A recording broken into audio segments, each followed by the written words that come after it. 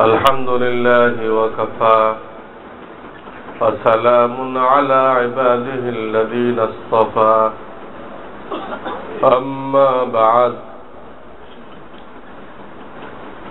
فأعوذ بالله من الشيطان الرجيم بسم الله الرحمن الرحيم هو سماكم المسلمين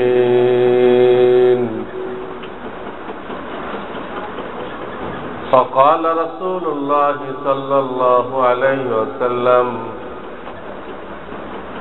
لا تزال طائفة من أمتي منصورين على الحق لا يضرهم من خالفهم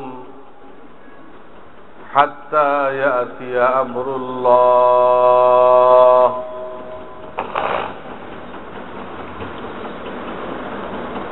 صدق الله العلي العظيم وصدق رسوله النبي الكريم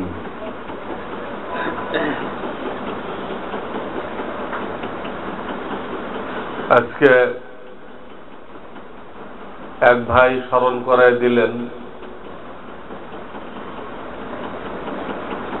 উযু সম্পর্কে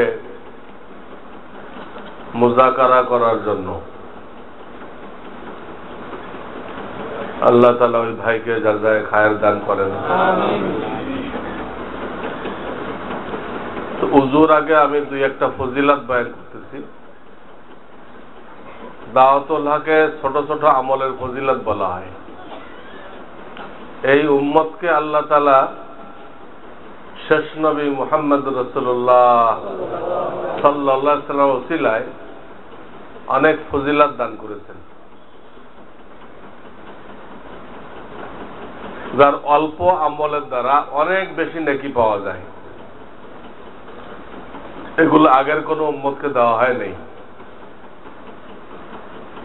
ওই ধরনের আমল এখানে বলা হয়, যেমন জুমার দিনের যে আমল, প্রত্যেকবার পাও রাখাতে 2 বছর ইবাদতের নেকি। আমাদের পায়ে হেঁটে মসজিদে আসি, 6টা কাজ করলে প্রতি পাও রাখাতে 1 বছর নফল নামাজ পড়ার সওয়াব, 1 বছর নফল রোজা রাখার সওয়াব। জুমার দিন বাদ আসর দুরূদ শরীফ পড়তে বলা হয়, একটা দুরূদ আসরের পরে, এটা পড়লে একটানা 80 বছর ইবাদতের সওয়াব পাওয়া যায়।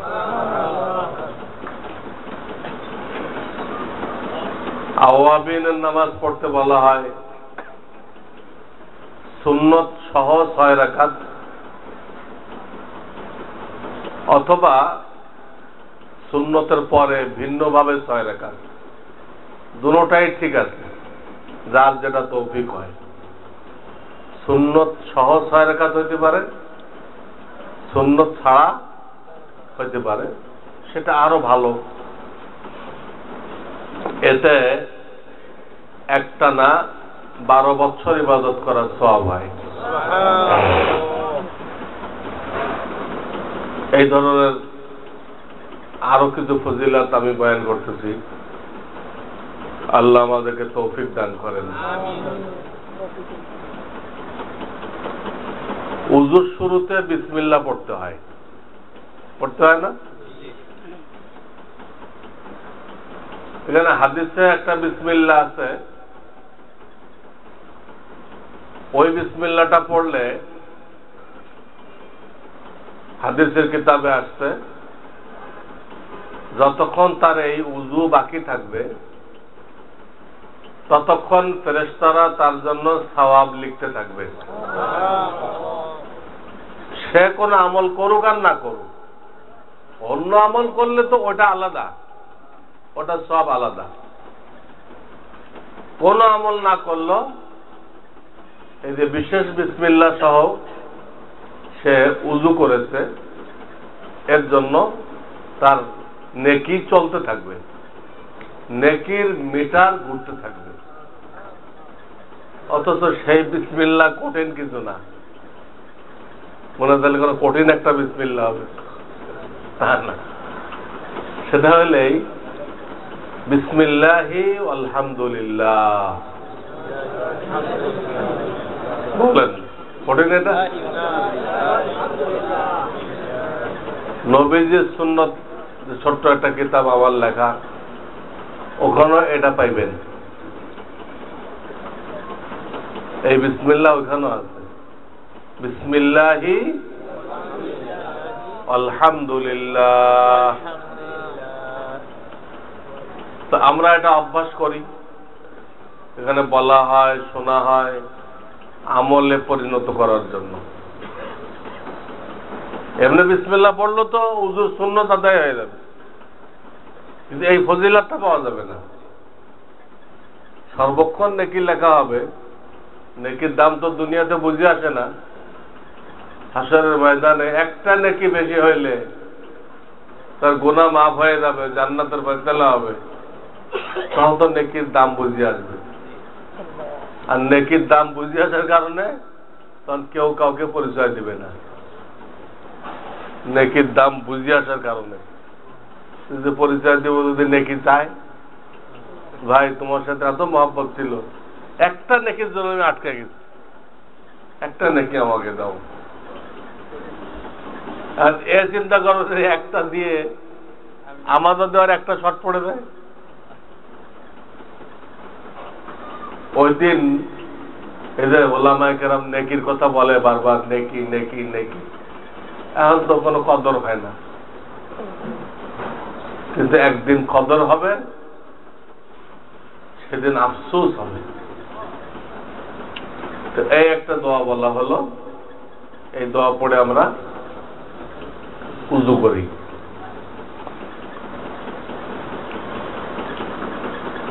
আর একটা দোয়া বলা হইতেছে, মসজিদে ঢোকার পরে এই দোয়াটা পড়লে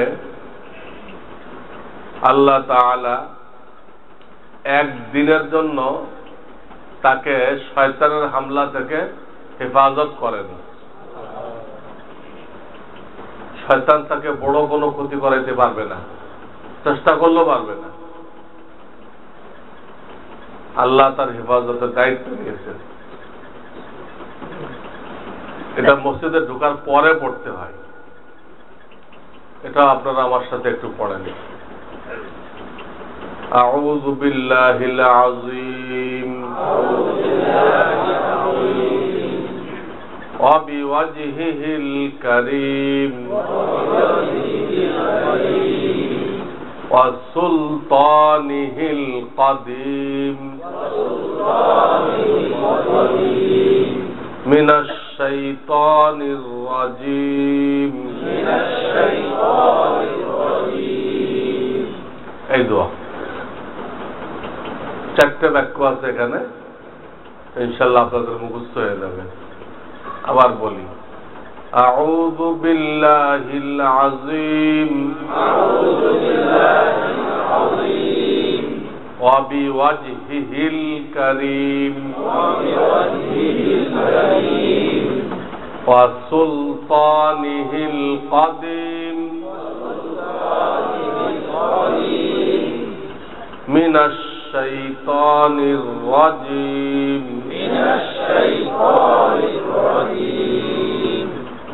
এই দোয়াটা কি মাসনুন দোয়ার মধ্যে আছে? মাসনুন দোয়া বা তাও তো আছে কিনা? এটা যাদের মুখস্থ হয়েছে ভালো, মুখস্থ না হলে আমরা কোনো হুজুর থেকে লিখে নেব আর কি।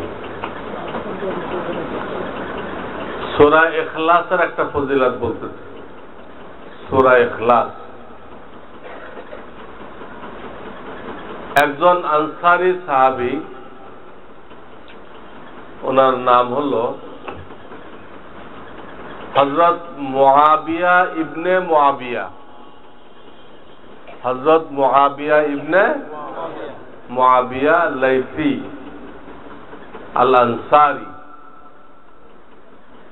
আমরা যে হযরত মুআবিয়াকে চিনি, মুআবিয়া ইবনে আবি সুফিয়ান যিনি কাতেবে ওহী ছিলেন, তিনি কিন্তু আরেকজন। উনি তো হলো মুহাজির। আমরা মুআবিয়া নামে যাকে চিনি তিনি হলো কি? মুহাজির। আর এখন যে মুআবিয়া বলতেছি ইনি আনসারি, মদিনার লোক। এনার আব্বার নামও মুআবিয়া। ওই জামানায় এরকম প্রচলন ছিল, বাপ বেটার এক নাম হওয়া। বাপ বেটার মুয়াত্তা মালিক যিনি লিখছেন, জমা করছেন, ওনার নাম ইয়াহিয়া ইবনে ইয়াহিয়া। ইয়াহিয়া ইবনে ইয়াহিয়া, ইয়াহিয়ার ছেলে ইয়াহিয়া। ইমাম গাজ্জালির নাম মুহাম্মদ, তার বাপের নামও মুহাম্মদ, মুহাম্মদ ইবনে মুহাম্মদ। তো ওইখানে এরকম মুআবিয়া ইবনে মুআবিয়া লাইসি, লাইসি হলো কবিলার নাম, গোত্রের নাম। নবী আলাইহিস সালাতু ওয়াস সালাম তবুকের যুদ্ধে চলে গেছেন অনেক সাহাবায়ে কেরামকে নিয়ে, তবুকের যুদ্ধে চলে গেছেন। খবর পাইছিলেন যে হেরাকেল মদিনায় হামলা করার জন্য প্রস্তুতি নিচ্ছে, এই খবর পাইছিলেন। খবর পাওয়ার পরে হুজুর আর দেরি করেন নাই, চলে গেছে, হেরাকেলের বাড়িতে চলে গেছে।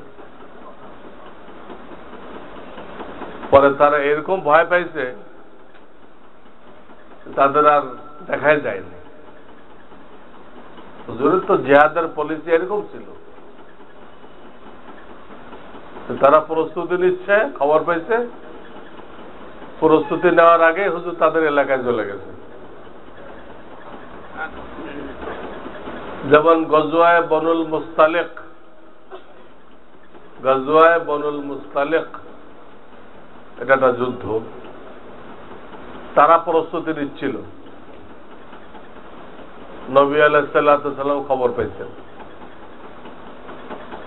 ওদের প্রস্তুতি শেষ হওয়ার আগে নবী আলাইহিস সালাম ওদের এলাকায় পৌঁছে গেছেন,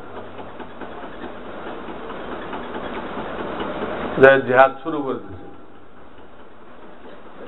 এদেরকে আগে দাওয়াত দেওয়া হয়েছে, আসলিম তাসলাম, ইসলাম আনো, শান্তিতে থাকো, মানে নাই। আচ্ছা ঠিক আছে, মানলা না, জিজিয়া দাও, আমাদের আন্ডারে থাকো, তাও মানে নাই। সবসময় দাওয়াতের পরে ইসলামের দাওয়াত, জিজিয়ার দাওয়াত, এই দাওয়াতের পরে জিহাদ হয়।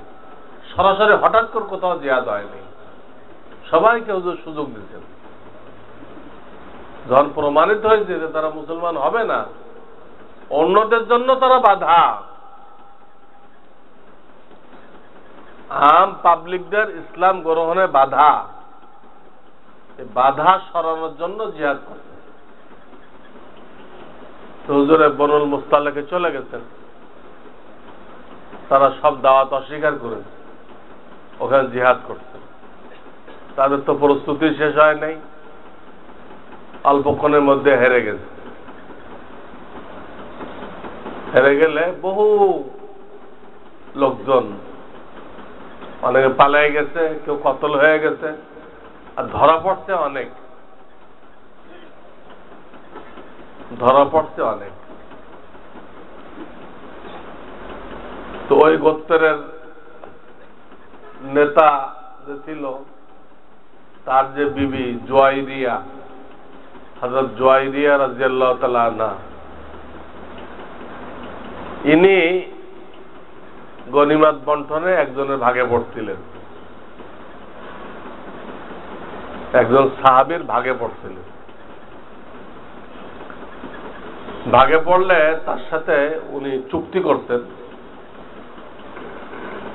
তুমি আমাকে আজাদ করে দিবা, আমি তোমাকে এত টাকা দিব। একে আরবিতে বলে মুকাতাব। মুকাতাব,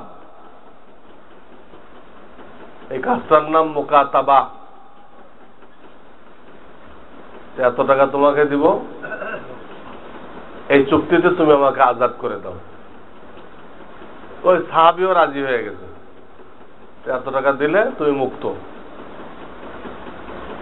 তখন এই মহিলা সাহায্য চাওয়ার জন্য নবী আলাইহিস সালামের কাছে আসছেন, আমি তো মুকাতাব হয়ে গেছি, এত টাকা দিলে আমি আজাদ হইতে পারি,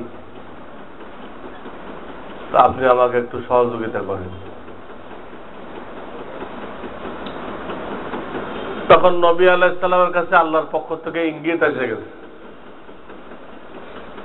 আল্লাহর পক্ষ থেকে ইঙ্গিত, হুকুম এসে গেছে। নবী আলাইহিস সালাম তাকে বললেন, তুমি যদি চাও তো তোমার জন্য এর থেকে ভালো সূরত আমি করতে পারি। তো উনি জিজ্ঞেস করলেন, কি এটা? তখন নবী আলাইহিস সালাম বললেন, তুমি যে টাকা শর্ত করছো এই টাকা তোমাকে দিয়ে দিব, দিলে যে তোমার মালিক হয়েছে গনিমতের মাল হিসেবে, সে তোমাকে আজাদ করে দিবে। তোমাকে আজাদ করার পরে তুমি আমার বিবাহে চলে আসবে, বিবি হয়ে যাবা। রাজি আছো কিনা? তো বেচারা তো খুব খুশি খুশি রাজি হয়ে গেছে, একদিকে আজাদ হয়ে যেতেছে, আর একদিকে সর্দারে দো জাহা, দুই জাহানের যিনি সর্দার, তার বিবাহে আসতেছে। উনি সাথে সাথে রাজি হয়ে গেলেন। নবী আলাইহিস সালাম টাকা দিয়ে দিলেন, উনি মালিককে দিয়ে আজাদ হয়ে গেলেন। নবী আলাইহিস সালামের সাথে তার বিবাহ হয়ে গেল। বিবাহ হয়ে যাওয়ার পরে এই খবরটা যখন ছড়ায় পড়ছে, তখন এই যুদ্ধে যত লোক গনিমত পাইছে, তত লোক গনিমত পাইছে। গনিমত তো পাইছে মানুষ, গোলাম বান্দি, সবাই আজাদ করে দিচ্ছে। কেন?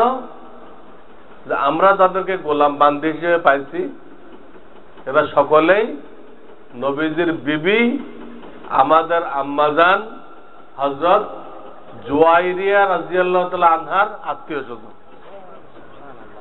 একে আমরা গোলাম বান্দি বানাই কিভাবে রাখবো? নবীজির বিবি আমাদের মা, মায়ের আত্মীয় স্বজন, এরে গোলাম বান্দি বানাই কিভাবে রাখবো? কাউকে কিছু বলা লাগে নাই, পাইকারি হারে সবাই আজাদ করে দিল। সব আজাদ, সব আজাদ হয়ে সব মুসলমান হয়ে গেছে। দেখেন, একটা বিবাহ, এর পিছনে আল্লাহ কত হিকমত থাকতেন। এটা কথা প্রসঙ্গে আসলো, আমি যেটা বলতেছিলাম, তবুকের যুদ্ধে হুজুর খবর পাইছেন হেরাকেল হামলা করবে, হুজুর আগেই পৌঁছে গেছেন। প্রায় 1 মাস ছিলেন ওইখানে, হেরাকেল আসলে মোকাবেলা করবে। হেরাকেলের আর সাহস হয়নি, সে বাহিনী নিয়ে আগায় নাই। 1 মাস পর হুজুর ফিরে আসছিলেন। এই জিহাদের মধ্যে ঘটনাটা ঘটছে। মদিনাতে এই সাহাবী মারা গেলেন, মুআবিয়া ইবনে মুআবিয়া লাইসি আল আনসারী। ইনি মদিনাতে ছিলেন, যারা মাহজুর থাকতো তারা তো যেতে পারতো না, ওনার ইন্তেকাল হয়ে গেছে। ইন্তেকাল হয়ে গেলে আল্লাহর পক্ষ থেকে হযরত জিবরিল আলাইহিস সালাম 70,000 ফেরেশতা নিয়ে দুনিয়াতে আসছেন। আইনে ওনার লাশ নিয়ে তবুক নিয়ে গেছেন। এই সাহাবীর লাশ কোথায় নিছেন? তাবুক। নিয়ে আল্লাহ রসুলকে বলেছেন সাল্লাল্লাহু আলাইহি ওয়াসাল্লাম জানাজা পড়াই দেন। কিন্তু গায়েবানা জানাজা জায়েজ নেই, লাশ ওখানে নিয়ে গেছে ফেরেশতারা, 70,000 ফেরেশতারা। গায়েবানা জানাজা জায়েজ নেই। হুজুরের তবুকে থেকে তো লাশ ওখানে নেওয়া হয়েছে, আল্লাহ ফেরেশতাদের মাধ্যমে নেওয়া হয়েছে, জানাজা পড়ে দিচ্ছেন। ওই লাশ আবার ফেরেশতারা মদিনায় পৌঁছে দিচ্ছে। জান্নাতুল বাকি, এই জান্নাতুল বাকির মধ্যে ওনাকে দাফন করা হয়েছে। তো নবীজি সাল্লাল্লাহু আলাইহি ওয়াসাল্লাম হযরত জিবরাইল আলাইহিস সালামকে জিজ্ঞাসা করলেন যে এনাকে এই ইকরাম, এই সম্মান কিসের ভিত্তিতে দেওয়া হলো? আরো অনেক সাহাবী তো মারা গেছে, সফরে মারা গেছে না, তাদের জন্য তো এই ব্যবস্থা করা হয়নি যে তাদের লাশ রাসূলের কাছে পৌঁছাই দেওয়া হবে, তা তো করা হয়নি। এক যুদ্ধে 3 জনের কথা বলছিলেন, অমুক মারা গেলে অমুক ঝান্ডা ধরবে, সে শহীদ হয়ে গেলে অমুক ঝান্ডা ধরবে, তো সবাই শহীদ হয়ে গেছে। তাদের লাশ তো হুজুর তখন মদিনায় ছিলেন, তাদের লাশ তো মদিনায় আনা হয়নি। এটা কেন আনা হলো হুজুর জানতে চাইলেন। হুজুর গায়েব জানতেন না, গায়েব জানলে এটা প্রশ্ন করার কোনো দরকার ছিল না। তো প্রশ্ন করলেন, হযরত জিবরিল আলাইহিস সালাম উত্তর দিলেন যে এই সাহাবীকে এই সম্মান এই জন্য দেওয়া হয়েছে যিনি সূরা ইখলাস এটাকে খুব বেশি মহব্বত করতেন এবং এটা খুব বেশি তেলাওয়াত করতেন। এই জন্য আল্লাহর পক্ষ থেকে ওনাকে এই সম্মান দেওয়া হয়েছে। ইখলাস বুঝতেন না? সূরা কুল হুয়াল্লাহু আহাদ, কোন সূরা না জানলে একটা মুসলমান এই সূরাটা তো জানে। হ্যাঁ, এই সূরার এত ফজিলত, আসমান থেকে 70,000 ফেরেশতা আসছে জিবরাইল আলাইহিস সালামের নেতৃত্বে, এবং তার লাশ মদিনার থেকে তাবুক নিয়ে গেছে 700-800 কিলোমিটার দূরে, 700-800 কিলোমিটার দূরে। এই নামাজ পড়ে আবার নিয়ে আসছে। এই সূরা আমাদের সকলের জানা আছে। আমরাও সুযোগ পাইলে কত জিকির আজকারি তো করি, এই সূরা অনেকবার পড়ি, যখন যতটুকু সুযোগ হয়। সূরা ইখলাস আমরা পড়ি। তাফসীরে কবীরের মধ্যে ইমাম ফখরুদ্দিন রাজি রহমাতুল্লাহ আলাইহি এই কুল আল্লাহর ফজিলত বয়ান করতে যে এই হাদিসটা আনছেন, আমি যেটা শুনাইলাম এতক্ষণ। তাফসীরে কবীর এই কিতাবে ইমাম ফখরুদ্দিন রাজি রহমাতুল্লাহ আলাইহি এই হাদিসটা বয়ান করেছেন, কুল আল্লাহর এই ফজিলত।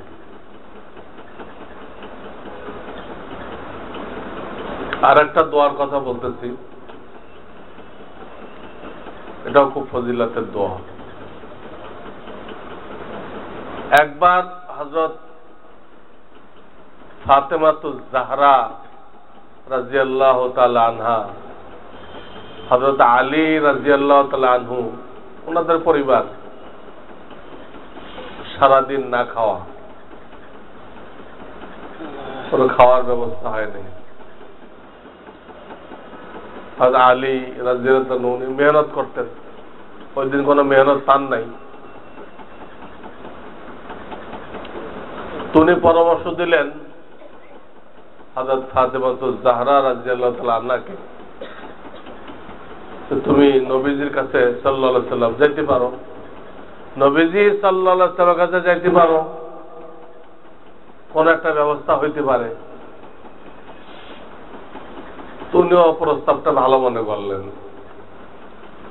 যে খটখটাইলেন। নবীজি সাল্লাল্লাহু আলাইহি ওয়াসাল্লাম আশ্চর্য হইলেন যে খটখটানোর পদ্ধতিটা শুনলাম এ তো ফাতেমার খটখটানো। একজনের দরজা খটখটানোর তরিকা আছে না, ওটা শুনে হুজুর ভিতরতে বুঝতে ফাতেমা, কিন্তু হুজুর বুঝতেছে না এই টাইমে কেন আসছে। এই টাইমে তো কোনদিন আমার বাসায় আসে না। গায়েব জানলে তো বুঝতে পারতেন, গায়েব জানতেন তো খালি ফাতেমা কেন, কি জন্য আসছে ওটাও গায়েব জানতেন না। হ্যাঁ, যতটুক আল্লাহ জানাইছেন ওটুক তো জানতেন। হুজুরের দরজা খুলে দিচ্ছেন, হযরত ফাতেমা রাদিয়াল্লাহু তাআলা আনহা ভিতরে আসছেন। জিজ্ঞেস করলেন, মা কি খবর, কেন আসছো এই টাইমে? বললো, আমরা তো সারাদিন না খাওয়া, ফেরেশতাদের তো খাবার আছে, জিকির, আমাদের খাবার কি? এই প্রশ্ন করলেন। নবীজি সাল্লাল্লাহু আলাইহি সাল্লাম বললেন, তোমার আব্বা সংসারে তো 1 মাসের মধ্যে চুলা জ্বলে নাই। তোমার আব্বা সংসারে 1 মাসের মধ্যে চুলা জ্বলে নাই। তার মানে হয়তো কোনো খেজুর টেজুর বা বকরির দুধ এরকম কিছু পাইলে এই খাইছেন, এর বাইরে আর কিছু খান নাই। যাই হোক, হুজুর এই কিসসা শুনাইলেন। তারপর যখন তিনি জানতে পারলেন যে তারা না খাওয়া, তখন ফাতেমাতুজ জাহরা রাদিয়াল্লাহু তাআলা আনহাকে বললেন, দেখো বাইতুল মালে কিছু বকরি আছে,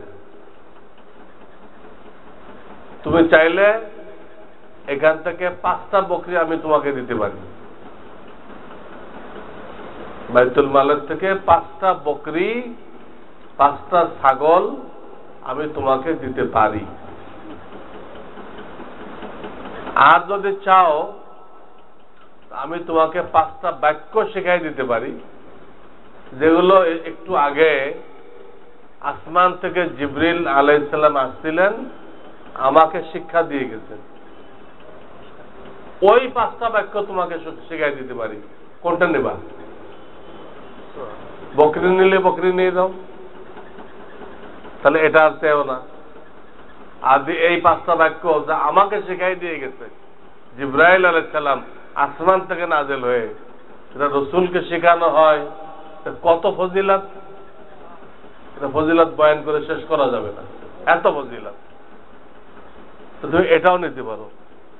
আর 5 বকরি নিবা না 5টা বাক্য নিবা, তা তুমি ফয়সালা করো। হযরত ফাতেমাতুজ জাহরা বললেন, মাল তো শেষ হয়ে যাবে, এইটাই দেন, এটা তো শেষ হবে না। মাল তো নিলে 2-4 দিন চলবে, শেষ।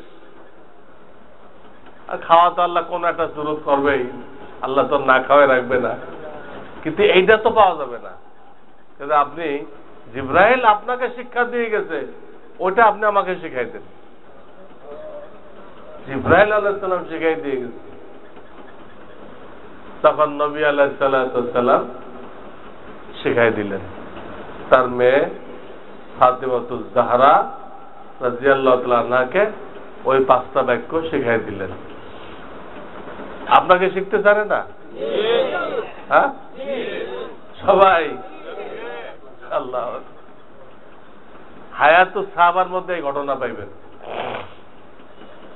হযরত ইউসুফ রাহমাতুল্লাহ হাদিস জমা করছে, ওখানে এই ঘটনা আছে। তো 5টা বাক্য এই, ইয়া আউওয়ালাল আউওয়ালিন, ইয়া আখিরাল আখিরিন,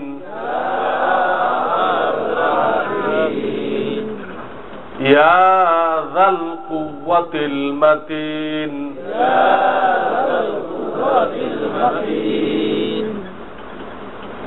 ইয়া রাহিমাল মাসাকিন,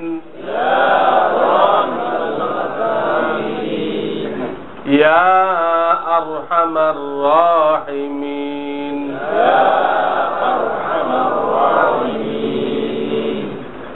হয়েছে পাঁচটা বাক্য, এই পাঁচটা বাক্য। ফজিলাতকে আল্লাহ তাআলা খোলেন নাই, অগণিত, আমাদের কল্পনার বাইরে ফজিলাত। আবার বলি, ইয়া আউয়ালাল আউয়ালিন, ইয়া আখিরাল আখিরিন, ইয়া যাল কুওয়াতিল মাতিন,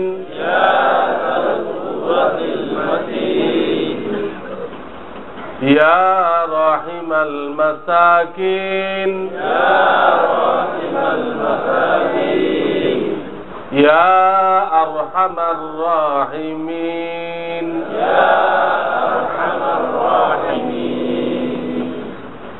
এই পাঁচটা বাক্য আমরা মোনাজাতের মধ্যে ব্যবহার করি, তো ইনশাআল্লাহ এর ওসিলায় ওই মোনাজাতটাই কি হয়ে যাবে, আল্লাহর দরবারে মাকবুল হয়ে যাবে। যত ভালো জিনিস চাইব আল্লাহ মঞ্জুর করে দিবে।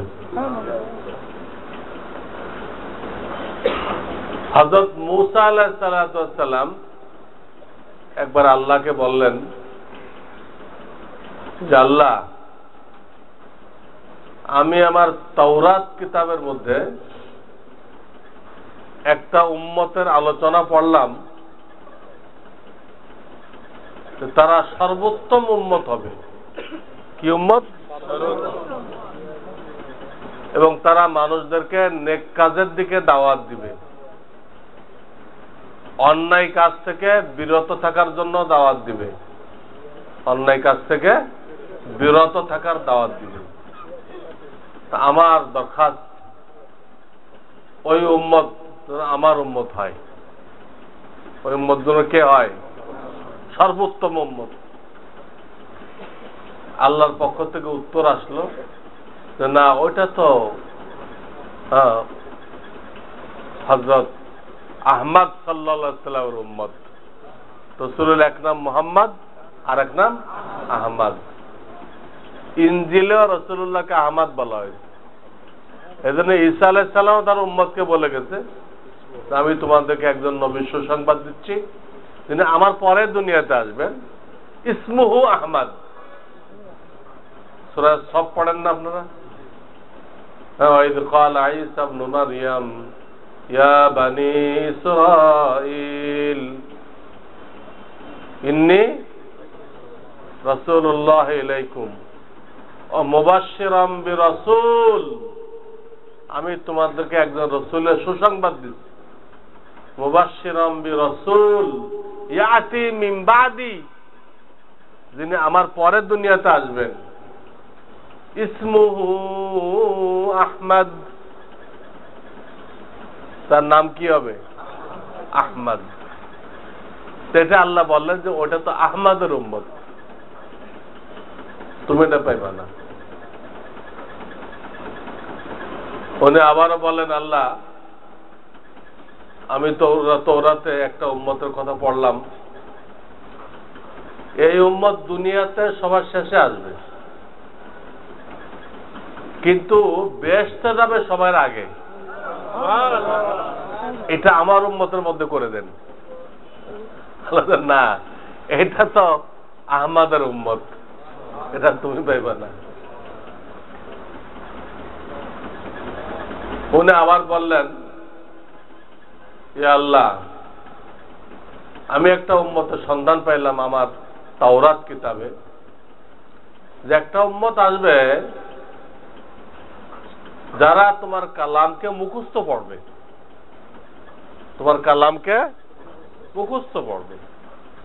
অন্য সব নবীর উম্মত তো দেখে দেখে পড়ছে, শুধু নবী হাফেজ হইতো, উম্মতের মধ্যে কেউ হাফেজ হইতো না আসমানি কিতাবের।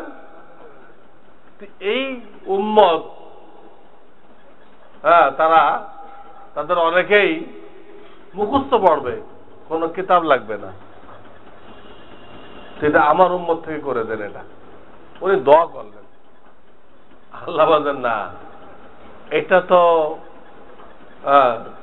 শেষ নবী আহমদ সাল্লাল্লাহু আলাইহি সাল্লাম তার উম্মত হবে, তার উম্মত হবে। বলেন আরেকটা বললেন, একটা উম্মতের সন্ধান পাইলাম, যারা নেক কাজের ইরাদা করার সাথে সাথে আপনি একটা নেক কাজের সব লিখে দেন, আর যদি করে ফেলে তখন কমপক্ষে 10 গুণ, আর বেশি 700 নিয়ে বেগয়ের হিসাব। খালি নিয়ত করলে এক নেকি, নেক কাজের নিয়ত করার সাথে সাথে এক নেকি, করে ফেললে কমপক্ষে 10 নেকি। এটা কম, বেশি তো তার ইখলাস অনুযায়ী 700 কত হাজার হাজার। তো বলেন যে ওই উম্মতটা আমার উম্মতের মধ্যে করে দেন।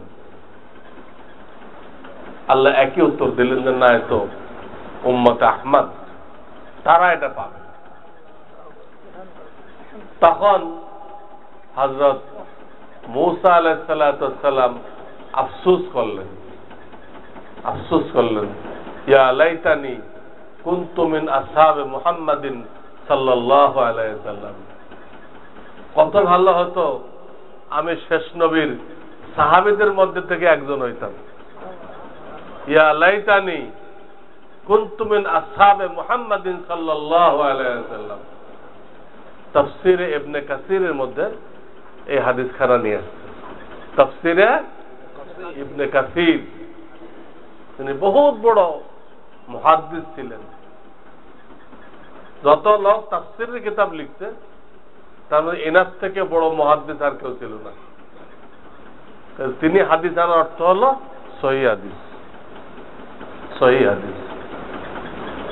তো আল্লাহ রাব্বুল আলামিন আমাদেরকে সেই উম্মতের মধ্যে বিনা দরখাস্তে কবুল করতেন।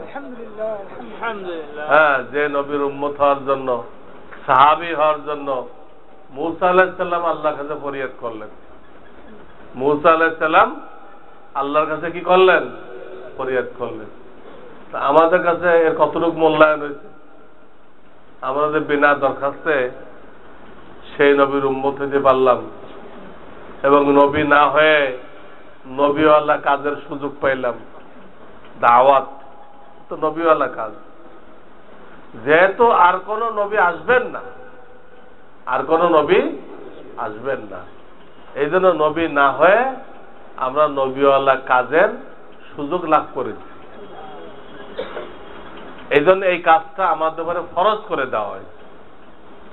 যতটুকু আমাদের আয়াতে আছে চলাফেরার গণ্ডি, এতটুকুর মধ্যে তো ফরজে আইন, আর পুরা দুনিয়ার জন্য ব্যবস্থা করা এটা ফরজে কিফায়া। ফরজে কিফায়া। কোন মানুষ যেন কালেমার দাওয়াত ছাড়া মারা না যায়, এই ব্যবস্থা করা মুসলিম মিল্লাতের উপরে ফরজে কিফায়া। এত বড় গুরুত্বপূর্ণ জিনিস দাওয়াতের কাজ, এত গুরুত্বপূর্ণ। নামাজ রোজা সম্পর্কে যে ধরনের প্রশ্ন করা হবে, এই কাজ সম্পর্কে ওই ধরনের প্রশ্ন করা হবে। এই জন্য মূসা আলাইহিস সালাম প্রথম যে কথাটা বললেন ওটা কিন্তু এটা, তারা সর্বোত্তম হবে কিসের বিনিময়? তারা লোকদেরকে নেক কাজের দিকে দাওয়াত দিবে আর গুনার কাছ থেকে বিরত রাখবে। এর বদৌলতে তারা সর্বশ্রেষ্ঠ উম্মত হবে। এই টাইটেলটা শুধু মুসলমান হইলেই পাওয়া যাবে না, ওটা ওই কাজের বিনিময়ে পাওয়া যাবে। সর্বোত্তম উম্মত, সর্বশ্রেষ্ঠ উম্মত কিসের বিনিময়ে? ওই দাওয়াতের কাজের বিনিময়ে। এটা এজন্য যে যেখানে থাকি দ্বীনের কথা যতটুক জানি এতটুক ভাইদের কাছে দরদের সাথে, হিকমতের সাথে বলতে থাকি। খুব দরদ মাখা, খোসা মেরে না, খুব দর্দের দিলের সাথে, তার ইজ্জত সম্মান ঠিক রেখে মহব্বতের সাথে বলতে থাকি। এই উম্মতের দায়িত্ব। বিশেষ করে হাদিসের মধ্যে আসবে যে আমার উম্মতের একটা গ্রুপ কিয়ামত পর্যন্ত হকের উপরে টিকে থাকার জন্য সাহায্য প্রাপ্ত হবে। একটা গ্রুপ, লা তাজালু তায়ফাতুম মিন উম্মতি মানসুরিনা আলাল হক, হকের উপরে টিকে থাকার জন্য সাহায্য প্রাপ্ত হবে। মানসুর তার বহুবচন মানসুরিনা, সাহায্য প্রাপ্ত। হকের উপরে টিকে থাকার জন্য সাহায্য প্রাপ্ত হবে। লা ইয়াযুররুহুম মান খালাফাহুম, তাদেরকে কেউ হটাইতে পারবে না। তাদের জান চলে যেতে পারে, হকের থেকে কেউ তাদেরকে সরাইতে পারবে না। লা ইয়াযুররুহুম মান খালাফাহুম হাত্তা ইয়াতি আমরুল্লাহ, কিয়ামত আসা পর্যন্ত। তো সেই গ্রুপে আমরা থাকতে চাই না? সেই গ্রুপ তো কোন এক জায়গায় বসে নেই, এটা ছড়াই ছিটাই আছে বিভিন্ন হালকার মধ্যে। এই গ্রুপটা কি ছড়াই ছিটায় আছে। কোন একটা গ্রুপকে বলা যাবে না যে দাওয়াতুল হক আলাদা সেই গ্রুপ, তবলিগ আলাদা সেই গ্রুপ, চরমনায় আলাদা সেই গ্রুপ, এরকম নির্দিষ্ট করে বলা যাবে না। এই সব নেক লোকদের মধ্যে এরা কি ছড়াই ছিটায় আছে। এই সব নেক লোকদের মধ্যে যাদের দিলের মধ্যে সেই দরদ আছে, উম্মতের প্রতি দরদ আছে, উম্মতের খায়ের খাই চায়, কল্যাণ চায়, উম্মতের প্রতি তার দিলে কোনো দুশ্মনী নেই, সবার ভালো চায়, সবার ভালো চায়। এই এলাকায় উত্তরবঙ্গে এক মাস্টার না ডাক্তার ছিল লেবু মিয়া। এর কারণে বহু মানুষ খ্রিস্টান হয়ে গেছে। সে খ্রিস্টানদের বিরাট অঙ্গের বেতনে নিজেও খ্রিস্টান হয়ে গেছিল, সবাইকে খ্রিস্টান বানাইতো, অনেক বানাইতো। পরে আল্লাহ তাআলা আপনাদের মতো কিছু ভাইয়ের দাওয়াতে তাকে আবার ইমানের লাইনে ফিরে আসার তৌফিক দিচ্ছেন। সেই লেবু মাস্টার আবার কালেমা পড়ে মুসলমান হয়ে গেছে। তো পরে এত শক্ত মুসলমান হয়েছে, ওখানে তারা একটা গির্জা আছে, আরেকটা গির্জা বানাইতে গেছিল। এই লেবু মেয়ে একা মোকাবেলা করছে। তার হিম্মত সাহস দেখে আরো কিছু লোক তারা সাহায্য করছে। তার পরিবার মানা করছিল, এই গির্জা নিষেধ করতে গেলে সরাসরি আমেরিকার সাথে ফাইট করা হবে, এটা দেয় না। আমি ইসলামের এত ক্ষতি করছি, আমার তো কাফারা দিতে হবে, আমি এই এলাকায় আর গির্জা হইতে দিব না, আমার জান গেলে যাক। তার একার হিম্মতের পরে ওটা বন্ধ হয়ে গেল। এই ভাইয়ের পিছনে কিছু লোক তো মেহনত করছে, এই ভাইয়ের পিছনে কিছু লোক কি করছে, মেহনত করছে। আমাদের আশেপাশে কত মুসলিম আছে, আমরা ভুলেও তাদেরকে ইসলামের দাওয়াত দেই না। ইসলাম কাউকে জবরদস্তি আনতে বলে না, দাওয়াত দিবেন, ইসলামের সৌন্দর্য তাদের সামনে তুলে ধরবে। আল্লাহ তার কিসমতে হেদায়েত রাখলে সে হেদায়েত পাবে, আর না পাইলেও আপনার তো দরদ প্রমাণ হয়ে গেল। একটা লোকও দোজখে না যাক, আপনার দিলে যে ব্যথা আছে তো প্রমাণ হয়ে গেল, এবং আল্লাহর কাছে আপনি মুক্ত হয়ে গেলেন। তোমার আশেপাশে এত লোক জাহান্নামে যেতেছিল, তোমার বন্ধু বান্ধব, তুমি তার সাথে ব্যবসা করো, তুমি একদিনও তার ইসলামের দাওয়াত দিলে না, তার দাওয়াত খাইলা, তুমি তার দাওয়াত খাইলা, তুই তোরে কোনোদিনও ভুলেও ইসলামের দাওয়াত দিলা না, যেটা একমাত্র শেষ ধর্ম। ইসলাম সর্বশেষ ধর্ম। এই ধর্ম আসার পরে আল্লাহ সমস্ত ধর্ম কি করে দিচ্ছেন, বাতিল করে দিচ্ছেন। কাজে এখন নাজাত পাইতে হলে ইসলাম ছাড়া আর কোনো উপায় নেই। এই কথাটাকে আমরা বলি, আমাদের আচরণ দ্বারা বোঝা যায় যে এখন ফয়সালা হয়ে গেছে, যারা মুসলমান তারা মুসলমান থাকবে, যারা হিন্দু তারা হিন্দু থাকবে, যারা বৌদ্ধ তারা বৌদ্ধ থাকবে, যারা খ্রিস্টান তারা খ্রিস্টান থাকবে, এটা এখন ফয়সালা হয়ে গেছে। কে ফয়সালা দিল? আল্লাহর ফয়সালা দিছে। তাহলে দাওয়াত ফরজ করছে কেন? দাওয়াত ফরজ করছে কেন? এবং ওরা যখন জাহান্নামে যাবে আমাদেরকে দায়ী করবে, জানলে আমরা একসাথে চলাফেরা করতাম, একসাথে বাজার করতাম, একই মহল্লা বাস করতাম, কিন্তু সে কোনোদিন আমাকে বলে নাই যে এটা একমাত্র সহি ধর্ম, ইসলাম আসার পরে সব ধর্ম বাতিল হয়ে গেছে। এই কথাটা একদিন আমাকে বলে নাই। আমরা সব আটকা পড়ে দেব। দাওয়াত কেন দেই নাই? এই পয়েন্টে আটকা পড়ে যাবে। দাওয়াত ছাড়া এই উম্মত বেহেশতে যেতে পারবে না। এই জন্য মজলিসে দাওয়াতুল হক, দাওয়াত তবলিগ, এই দাওয়াতের উপরে এই জন্য খুব জোর দিয়ে থাকে। মুসলমানদেরকে দাওয়াত দিতে হবে, হিকমতের সাথে অমুসলিমদেরকে দাওয়াত দিতে হবে। একটা অমুসলিম আপনার পাশে থাকে, অসুস্থ হয়ে গেছে, আপনি তাকে দেখতে যান, দেখতে যান।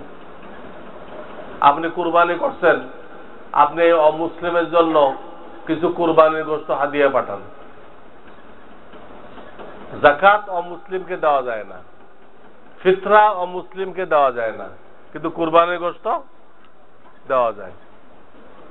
কারণ কুরবানির গোশত সদকা করা ওয়াজিব না। সবটা আপনি খাইতে পারেন, সবটা আপনি খাইতে পারেন। আপনি এখান থেকে আপনার পার্শ্ববর্তী অমুসলিমদেরকে শরীক করেন। এইভাবে আপনার সেবা যখন দেখবে, আপনার খেদমত যখন দেখবে, আপনার আখলাক যখন দেখবে, তো সে আকৃষ্ট হয়ে মুসলমান হয়ে যাবে। চিরকালের জন্য একটা ভাই সে জাহান্নাম থেকে রক্ষা পেয়ে গেল। এই কথাই নবী আলাইহিস সালাম হযরত আলী রাদিয়াল্লাহু তাআলাকে বলেছিলেন, আলী, তোমার দ্বারা একটা লোক যদি জাহান্নাম থেকে মুক্তি পায় তো সারা দুনিয়া, আর এর মধ্যে তো সোনা দানা হীরা জওহর আছে, সবকিছু থেকে দামি জিনিস তুমি পেয়ে গেলা।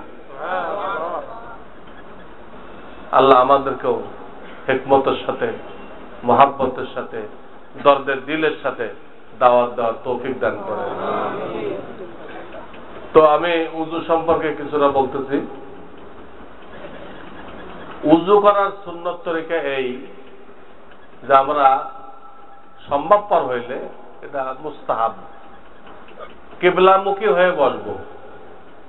যদি জায়গার পজিশন থাকে কিবলামুখী হয়ে বসবো, উঁচু জায়গাতে। 1 নম্বর কাজ। 2 নম্বর, উযুর নিয়ত করব। বাংলায় করেন, হে আল্লাহ, আমি পবিত্রতা অর্জন করার জন্য উযু করতেছি। উযুটা কিন্তু রস্য দিয়ে, আমরা ও দিয়ে লিখি। শব্দটা কি? উযু। আর অজু মানে হলো উযু করার পানি। না জানার কারণে ওইটাই লেখে। তো পবিত্রতা অর্জন করার জন্য উযু করিতেছি, নিয়ত করেন। 3 নম্বরে বিসমিল্লাহ। বিশেষ করে যে বিসমিল্লাহ একটু আগে আমি আপনাদের খেদমতে আরজ করলাম, বিসমিল্লাহি আলহামদুলিল্লাহ, এটা পড়ে। এরপর ডাইন হাত কবজি সহ 3 বার ধুয়ে নেব। ডাইন হাত কবজি সহ 3 বার। এরপর বাম হাত কবজি সহ 3 বার। 2 হাত ধোয়া হয়ে গেল কবজি সহ। এরপরে মেসওয়াক করব। মেসওয়াক হালকা ভাবে, ডান দিকে বাম দিকে হালকা ভাবে।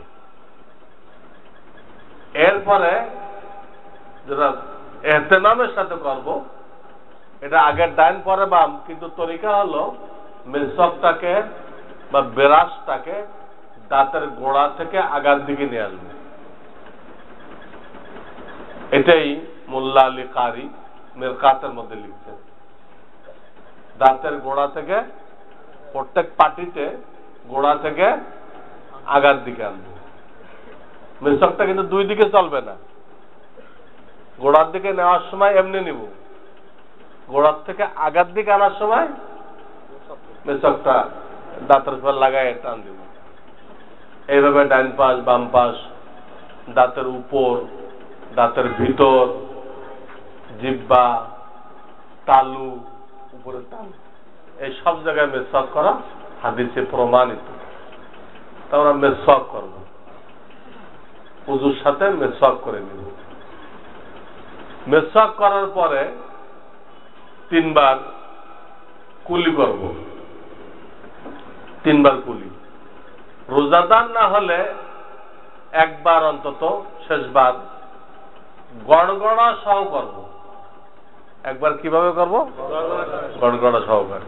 রোজাদারের জন্য গড়গড়া নিষেধ। এরপরে ডাইন হাত দিয়ে নাকে পানি চড়াইব, পানি চড়াইতে হবে, উঠাইতে হবে। আর বাম হাতের কিনারের 2 আঙ্গুল দিয়ে নাকের ভিতরটা এরকম লড়াচড়া দিয়ে আলগা ময়লাগুলো আলাদা করে ফেলতে হবে। এরপরে জোরে শ্বাস ছাড়তে হবে। এটাকে বলে নাক ঝাড়া। কি বলে? আমরা এখন যেটা করতেছি না জানার কারণে, এটা হলো নাক মাথায় করতেছি। আমরা যারা উযু কারো কাছে শিখি নাই, আমরা কুলি করার পরে নাক মাথা করি। মাথা মাথা করে না, ওইটা করি। শরীয়ত যেটা চাইছে ওটা আমরা জানিও না, করিও না। শরীয়ত চাইছে পানি উপর দিকে উঠান, উঠায় বাম হাতের কেনার 2 আঙ্গুল দিয়ে একটু লড়াচড়া দেন, ময়লা যেন আলগা হয়ে যায়। এবার একটু জোরে নাক ঝাড়েন যাতে ময়লাটা বের হয়ে আসে। এইরকম নাকের মধ্যে একবার 3 কাজ। না, এটা সবসময়। এত উপরে টান দিচ্ছে না তো, এই নরম জায়গা পর্যন্ত, নরম জায়গা পর্যন্ত। তো 3 বার যে করবেন, একবার কয় কাজ? 3 কাজ। পানি চড়ানো, আঙ্গুল দিয়ে সাফ করা, নাক ঝাড়া, একবার কয় কাজ? 3 কাজ। এইভাবে নাক পরিষ্কার করলেন। এতে কিন্তু উযুতে ব্যবহার করার জন্য পানির মধ্যে 3টা শর্ত আছে। পানির রং, ঘ্রাণ, স্বাদ ঠিক থাকতে হবে, তা নাহলে উযু হবে না। এই সুন্নতে কিন্তু 3টা হয়ে গেছে। হাত ধুইছেন তো পানির রং ঠিক আছে কিনা পরীক্ষা হয়ে গেছে। যখন মুখে দিচ্ছেন কুলি করতে, স্বাদ ঠিক আছে কিনা পরীক্ষা হয়ে গেছে। যখন নাকে দিচ্ছেন, ঘ্রাণ ঠিক আছে কিনা তাও কি হয়ে গেছে? পরীক্ষা হয়ে গেছে। এই পানিটা উযুতে ব্যবহারযোগ্য কিনা এই 3 সুন্নতের মধ্যে দিয়ে ফয়সালা হয়ে গেছে। 3 সুন্নত এগুলো। এরপরে আপনি চেহারা ধুইবেন। কি তরিকা? ডাইন হাত দিয়ে পানি নেবেন, ডাইন হাত দিয়ে পানি নেবেন, নিয়ে বাম হাত তার সাথে লাগাবেন, লাগায় পানিটা নিয়ে কপালের থেকে নিচের দিকে ছাড়বেন। নিবেন ডাইন হাত দিয়ে, একদম হাদিসে ক্লিয়ার বলা হয়েছে এইভাবে, বুখারী শরীফে। যে এক হাতে পানি নিবে, সুম্মা আযাফা ইলাইহা আল ইয়াদাল উখরা, এর ওই হাতের সাথে দ্বিতীয় হাত মিলাবে। পানি 2 হাত দিয়ে না, কিন্তু তাহলে পানির অপচয় হবে, পানির অপচয় জায়েজ নেই। এই জন্য টেপে যে আমরা উযু করি, এটা এক ধরনের নাজায়েজ বলা চলে। এটা টেপে যে আমরা উযু করি, এটা নাজায়েজ বললে ভুল হবে না। এই জন্য যে এতে নিশ্চিত ভাবে পানির অপচয় হয়, ঠেকানো যায় না, পানি পড়তেই থাকে। রইল বদনায়, ঠিক আছে, বদনায় যদি করেন সেটা ভালো না হলো মন্দ না, বদ না, মানে এটা বদ না, এটা খারাপ না, কিন্তু ভালো না। টেপে তো না যায়, আর এটা বদ না, বদ না, মানে কোন রকম চলে আর কি। আসল কি? আসলে হাউস থেকে সরাসরি করা, অথবা টেপের থেকে বালতিতে আসবে, বালতিতে হাত ঢুকায় সরাসরি করা, এইটা হলো উত্তম তরিকা। এতে পানির কোনো অপচয় হয় না। হাউস থেকে পুকুর থেকে সরাসরি করা, অথবা ওই বালতিটাই হাউস বানাই নেন, ওর মধ্যে আগে পানি জমা করেন। আল্লাহ রসুল পাত্রের মধ্যে হাত ঢুকায় পানি নিয়ে ফরজ গোসল করতেন। আর আমরা দিনের ব্যাপারে এত অজ্ঞ, আমরা উজুতে হাত ঢুকাইলে নাপাক হয়ে যায় বালতি। হুজুরে ফরজ গোসলে হাত ঢুকাইছে, তাই নাপাক হয় নাই। আর আমরা কি ধারণা করি, উজু করার জন্য বালতিতে হাত ঢুকাইলে বালতির পানি কি হয়ে যাবে, নাপাক হয়ে যাবে। জাহালাত আমাদেরকে এই পর্যন্ত পৌঁছাই দিচ্ছে, মূর্খতা। এটা হলো সর্বোত্তম পদ্ধতি, এতে কোনো পানির অপচয় হয় না। তো বলতেছিলাম, এক হাত দিয়ে পানি নিতে হবে, আর এক হাত লাগায় এই চেহারার থেকে নিচের দিকে ধুইবেন, ভালো করে 3 বার ধুইবেন। 3 বার পানি নেওয়া না, 3 বার ধোয়া। 3 বার পানি নেওয়া না, কিন্তু 3 বার ধুইতে হবে, তাতে পানি নেওয়া বেশিও লাগতে পারে।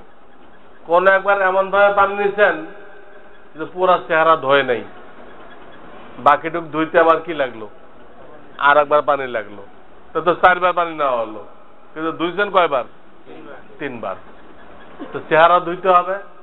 যাদের দাড়ি পাতলা তাদেরকে খুব গুরুত্ব সহকারে চামড়ার নিচে পানি পৌঁছাই দিতে হবে। দাড়ি পাতলা যাদের, পাতলা না ঘন বুঝবেন কেমনে? সাথীকে জিজ্ঞেস করবেন যে আমার দাড়ির ভিতর দিয়ে দাড়ির ভিতরে চামড়া কি দেখা যায়? হ্যাঁ দেখা যায়, তাহলে আপনার পাতলা দাড়ি। আর যদি বলেন না, আপনার দাড়ির ভিতর দিয়ে দাড়ির নিচের চামড়া দেখা যায় না, তাহলে আপনার ঘন দাড়ি। ঘন দাড়ি হলে ওর ভিতরে পানি পৌঁছানো জরুরি না, পানি পৌঁছানো জরুরি না, দাড়ির উপর দিয়ে ধুইলে হয়ে যাবে, ওটা চেহারা দেওয়া হয়ে গেল। তো চেহারা দেওয়া হয়ে গেল, চেহারা ধোয়ার পরে দাড়ি পাতলা হোক আর ঘন হোক, খেলাল করতে হবে। কি করতে হবে? খেলাল করার তরিকা হলো ডাইন হাত দিয়ে পানি নেবেন, নিয়ে থুতনিতে একটু ঘষা দিবেন, একটু ঘষা দিবেন।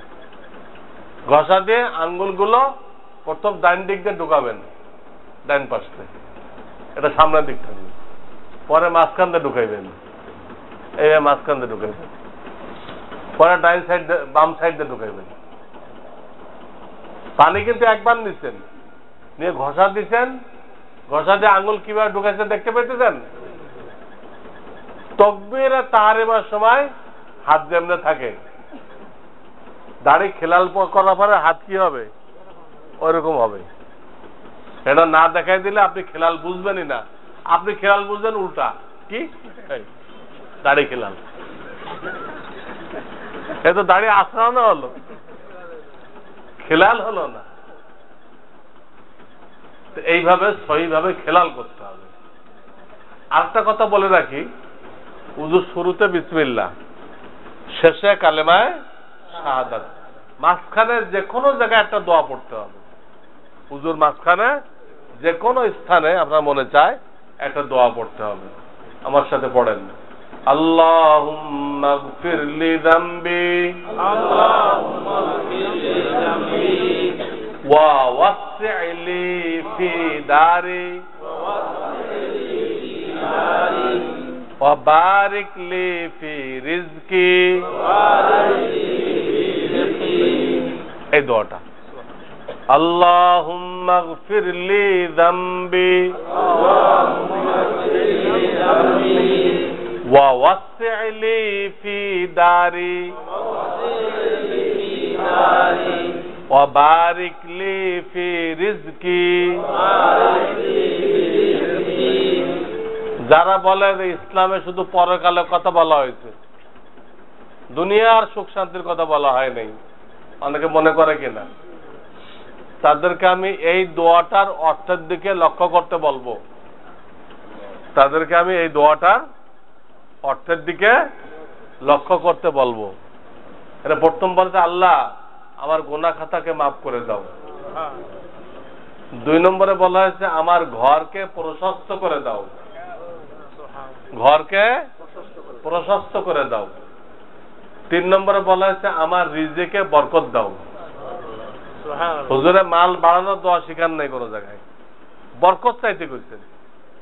বরকতওয়ালা মাল হলে সব কাজ হয়ে যায়, আর খুব বেড়ে গেল কিন্তু বরকত নেই, কোনো কাজ হবে না। কামাই মানে 1 লাখ টাকা 10 দিনে শেষ, আর 20 দিন খরচ করে চলবে, যা হইতে বরকত নেই। এই জন্য আল্লাহ রসুল বরকতওয়ালা মাল চাইতে বলতেন। এনে একটা আখেরাতের জন্য, গুনাহ মাফ করে দেয় নাকি আখেরাত, কিন্তু আমার ঘরকে প্রশস্ত করে দাও, এটা দুনিয়া আছে আখেরাতও আছে। আমার রিজিকে বরকত দাও, এটা তো দুনিয়ার জন্য।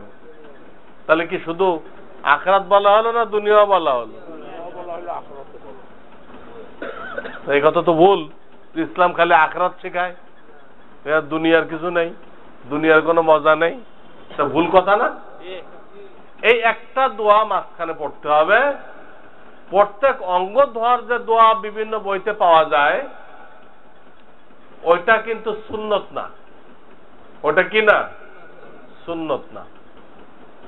ওইটা কোন বুজুর্গ পড়ছিলেন ওই অঙ্গের সাথে মিল রেখে, কোন বুজুর্গ পড়ছিলেন, সেই হিসেবে পড়তে পারেন।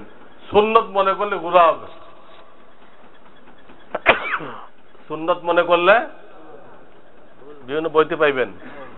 হ্যাঁ, কুলি করার এই দোয়া, নাক ধোয়ার এই দোয়া, চেহারা ধোয়ার এই দোয়া, ডাইনার ধোয়ার এই দোয়া, বামার দোয়া আছে না? এইগুলো হাদিসে নেই, এইগুলো জনৈক বুজুর্গ পড়ছিলেন, সেই হিসেবে পড়তে পারেন। দেখে সুন্নত মুস্তাহাব মনে করবেন না। যেমন বাইতুল্লাহ শরীফ চক্কর দেওয়ার জন্য প্রত্যেক চক্করের দোয়া আছে না? তা জনৈক বুজুর্গ পড়ছিলেন, দেখুন হাদিসে নেই, আপনি সেই হিসেবে পড়তে পারেন। যদি সুন্নত মনে করে পড়েন তো গুনাহ হবে, গুনাহ হবে। বুঝতে রাখেন ভালো করে। হাদিসে আমি যেটা বললাম এই দোয়াটা আছে, যে কোন এক ফাঁকে এই দোয়াটা পড়তে হবে, আল্লাহুম্মা গফিরলি যামবি ওয়াসি'লি ফি দারি ওয়া বারিক লি ফি রিজকি। তো চেহারা দেওয়া হয়ে গেছে, এখন ডাইন হাত ধুইতে হবে। এই হাতে করে পানি নিয়ে কোন দিক গড়াই দিবেন? কোন দিকে গড়াই দিবেন, আর এক হাত দিয়ে মলতে থাকবেন। কোরআনে কি আছে? আমসাহু আগসিলু ফাগসিলু আইদিয়াকুম ইলাল মারাফিক। কি আছে? হাত দাও কোনই পর্যন্ত। এটা কোরআনের আয়াত। ফাগসিলু উজুহাকুম ওয়া আইদিয়াকুম ইলাল মারাফিক মানে কি? কোনই পর্যন্ত হাত দাও। তো পর্যন্ত যেটা বলা হয় ওখান তো শুরু হয় না শেষ হয়? আমরা বাংলা ভাষায় কি বলে? আমরা তো বাংলা পণ্ডিত না, আপনারা বলেন। পর্যন্ত যেখানে বলা হয় যে আমি চিটাগাং পর্যন্ত যাব, তার মানে চিটাগাংটা শুরু আপনার শেষ, তাহলে হাত দেওয়া ওখান থেকে শেষ হবে। কোরআন বলতেছে। আর আমরা কি করি? টেপের তলে আগে কোনই ধরি, ধরে কোনের থেকে আঙ্গুলের দিকে আসি। একদম উল্টা, না জানার কারণে আঙ্গুল থেকে কোন দিক যাবে। এইভাবে সুন্দর করে ডলে 3 বার ধোন। ধোয়ার পরে খেলাল কিভাবে করবেন? এটা ডাইন হাত, বাম হাতকে উপর দিয়ে আনেন, সবাই করেন, ঢুকায় উপর দিকে টান দেন একবার, এই খেলাল হয়ে গেল। দেখছেন? সব আঙ্গুলগুলো ঢুকান উপরে, ঢুকে উপর দিকে টান দেন, এই ডাইন হাত খেলাল হয়ে গেল। এরপরে বাম হাতে পানি নিয়ে কোনোর দিকে দেন, যে আর এক হাত দিয়ে সব জায়গায় কি করেন? ভালো করে ডলে ডলে পৌঁছে দেন 3 বার। পানি নেওয়া লাগতে পারে 4 বার 5 বার, যা লাগে লাগুক। 3 বার ধোয়ার পরে আবার এই হাত খেলাল করবেন কেমনে? এইভাবে ধরেন, ডাইন হাত উপর দিয়ে আনেন, এনে উপর দিকে টান দেন একবার। এই হলো নবীজির খেলাল করার সুন্নত তরিকা। নবীজির খেলাল করা, এটা দেখায় না দিলে শুধু মৌখিক বলা খেলাল করবেন, আপনি খেলাল করবেন এইভাবে, এই যে খেলাল আপনার, এটা খেলাল না, এই ডাইন হাতে এইভাবে, বাম হাতে এইভাবে, এলো খেলাল। দুনো হাত ধোয়া হয়ে গেল, এখন কি মাথা মসে, সবাই টুপি খোলেন, পানিতে হাত ভিজাইলেন, ভিজায় কিনারের 2 আঙ্গুল 3 আঙ্গুল, কিনারের 3 আঙ্গুল কনিষ্ঠ, অনামিকা, মধ্যমা, এই 3টা মাথার উপর দিয়ে পিছনে আনেন, মাথার উপর দিয়ে পিছনে, কিন্তু হাত মাথার থেকে আলাদা করবেন না, মাথা রাখা অবস্থায় পিছনে আনছেন তো, এখন তালু লাগান, হাতের তালু লাগাই সামনের দিকে নিয়ে আসেন, কানের উপর দিয়ে, কানের উপর দিয়ে হাতটাকে সামনের দিকে নিয়ে আসেন। আঙ্গুল নিয়েছিলেন উপর দিয়ে, আর তালু আনছেন 2 সাইড দিয়ে, আবার করেন, আঙ্গুল নেন পিছনের দিকে, আঙ্গুল পিছনের দিকে, আর তালু সাইড দিয়ে, মাথার সাইড দিয়ে সামনের দিকে। এই মহিলারা এইভাবে করতে পারবে, মহিলারা এইভাবে মাথা মুছে করতে পারবে। তো মহিলা বা যাদের বাবরি চুল আছে তাদের আর একটা তরিকাও আছে, সেটা হলো এই দুনো হাতের আঙ্গুল এক জায়গায় করে, দুনো হাতের আঙ্গুল এক জায়গায় করে একবারে নেন, শুধু একবার। মহিলাদের জন্য এই দ্বিতীয়টা সহজ, শেষ। 2 হাত একসাথে করে এইভাবে পিছনে নিয়ে যান, যে কোনো পুরুষও করতে পারবে, বিশেষ করে যারা লম্বা চুল রাখে তাদের জন্য এটা প্রযোজ্য। মাথা মোছা হয়ে গেল, এবার কান, এই কনিষ্ঠ আঙ্গুল কানের ছিদ্রের মধ্যে ঢুকাই, আমরা কনিষ্ঠ আঙ্গুল ঢুকায় একটা লড়াচড়া দেই, সবচেয়ে ছোট আঙ্গুল যেটা, লড়াচড়া দেই, দিয়ে শাহাদাত আঙ্গুল দিয়ে কানের যে ভাঁজগুলো আছে, বাক, এগুলো মাথা করি। এরপরে বৃদ্ধাঙ্গুলের পেট দিয়ে কানের পিছনের 5টা মাথা করি, নিচের থেকে উপরে আনতে পারেন বা উপর থেকে নিচে নিতে পারেন, এটা আপনার ইচ্ছা। নিচের থেকে উপরে নিতে পারেন, অত উপর থেকে নিচে নিয়ে আসেন, তাহলে মাথা হয়ে গেল, কান হয়ে গেল। এখন বাকি আছে ঘাড়। ঘাড় মানে একদম পিছনের সাইডটা, একদম এই ডাইন হাত দিয়ে টান দেন, এরা বাম হাত দেন, দিয়ে আবার টান দেন, শুধু পিছন সাইডটা। হাতকে 2 সাইডে আনা, গলার দিকে আনা গুনাহের কাজ। ঘাড় মোছে করার সময় হাতকে 2 সাইডে বা গলার দিকে আনা গুনাহের কাজ, শুধু পিছন সাইডটা।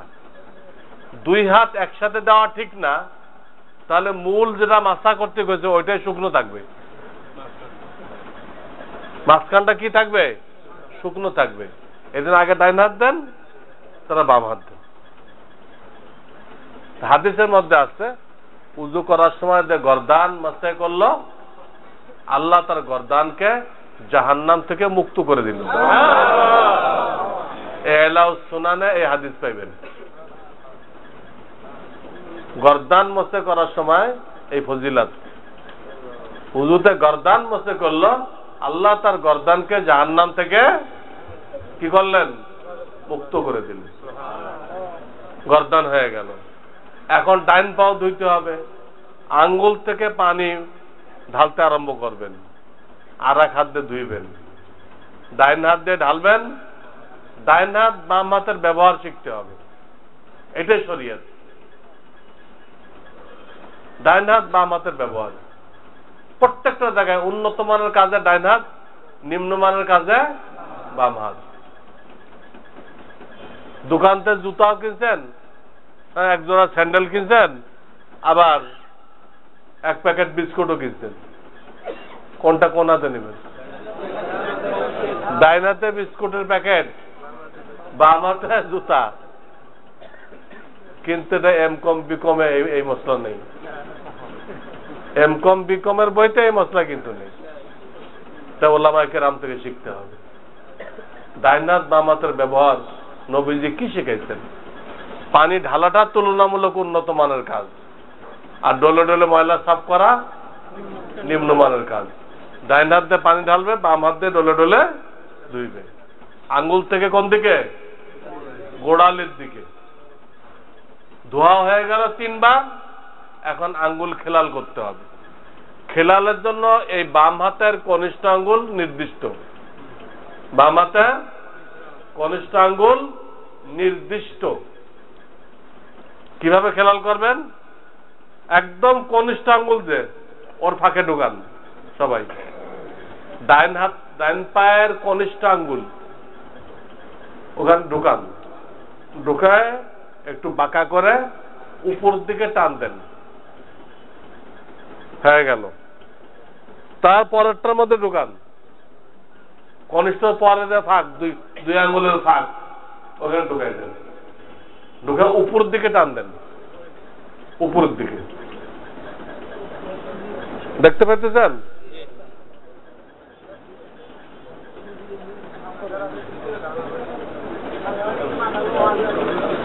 এইটাকে আপনি ডাইন পাও ধরেন, আমার ডাইন হাতকে কি ধরেন? ডাইন পাও। তাহলে প্রথম কোথায় ঢুকাইবেন? এখানে ঢুকাইবেন, ঢুকায় উপর দিক টান দেন। এবারে এখানে ঢুকাইবেন, ঢুকায় কি করেন? উপরের দিকে টান দেন, এখানে ঢুকাইবেন, সর্বশেষ এটাতে ঢুকাইবেন। ডাইন পাও হয়ে গেল। এরপরে বাম পাও ধুইবেন কেমনে? ওই আঙ্গুলের দিক দিয়ে পানি ঢালবেন।